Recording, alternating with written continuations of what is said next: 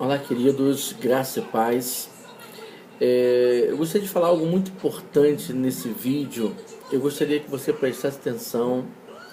Eu gostaria de desmistificar um tema bastante relevante.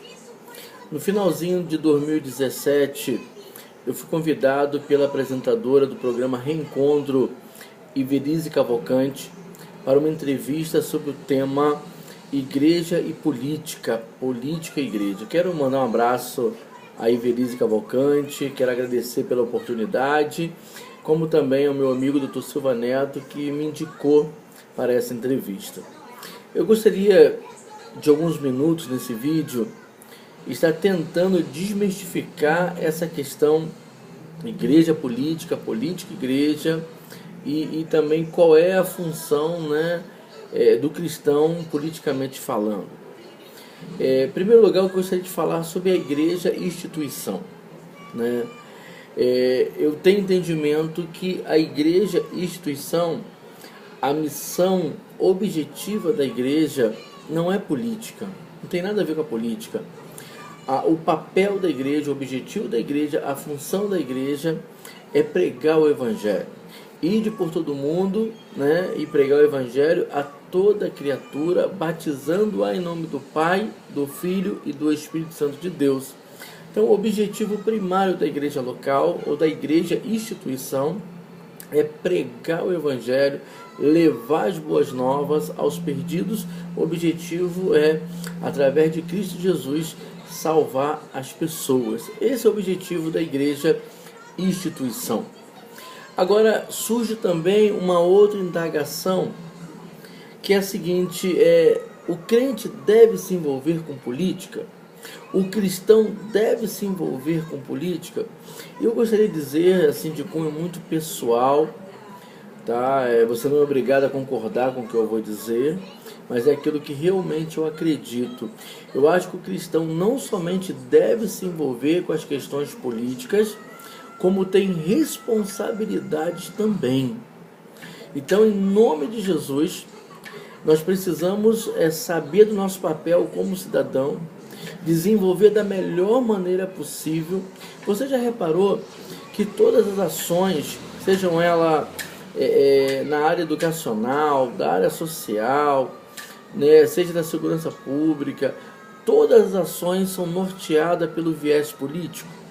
E quando os cristãos, aqueles que têm um senso crítico analítico, aqueles que precisam ser um referencial na comunidade, são bons de coração, têm princípios éticos e morais, se afastam desse processo, quem conduz ou quem impera esse processo são os maus. Então, acredito que o cristão não somente deve se envolver com as questões políticas, como também tem o seu dever, a sua responsabilidade política no seu arraial, na sua comunidade, na sua cidade, no seu município, no seu estado, como também no Brasil. Uma outra indagação que surge, principalmente no período de eleição, e esse ano, 2018, nós teremos uma eleição majoritária, é a seguinte: aquele jargão muito popular que diz crente vota em crente, crente deve votar em crente. Eu queria falar um pouquinho sobre isso, e na minha opinião, o crente deve votar no melhor candidato, um candidato que tenha projetos, um candidato que tenha boas ideias, um candidato que é acessível ao povo, um candidato que tenha princípios éticos, princípios morais. Mas se você quiser mesmo assim votar num candidato porque ele ou se denomina cristão, olha para a vida dele, veja se de repente não é uma manipulação, uma alienação, enfim, porque eu creio que o crente, como qualquer outro cidadão, a sua prerrogativa é do voto. A sua prerrogativa constitucional é o direito ao voto. Então, vote com consciência, vote no melhor candidato, independente da sua ideologia, independente da sua crença, mas que seja alguém de princípios éticos e morais, alguém que tenha projetos para o povo, alguém que seja acessível para o povo. Tá? Essa é a minha visão em relação a esse termo, que muitas vezes é um jargão popular: crente deve votar em crente. Outra coisa que eu queria falar é sobre a questão da cidadania cristã, né? Nós somos cidadãos e precisamos exercer a nossa cidadania. Eu costumo dizer que nós temos uma dupla cidadania. Primeiro é a cidadania celestial, ou seja, é algo ligado a Deus, ao nosso compromisso, ao nosso ministério, à nossa vida, né? E nós não somos cidadãos da terra, somos cidadãos dos céus. Quando fecharmos os olhos nessa terra, estaremos no céu com Deus. Mas enquanto estivermos aqui, nós temos compromisso, nós temos responsabilidade, nós temos deveres, e como cidadãos nós precisamos exercer a nossa função da melhor maneira possível. Jesus foi o grande exemplo disso.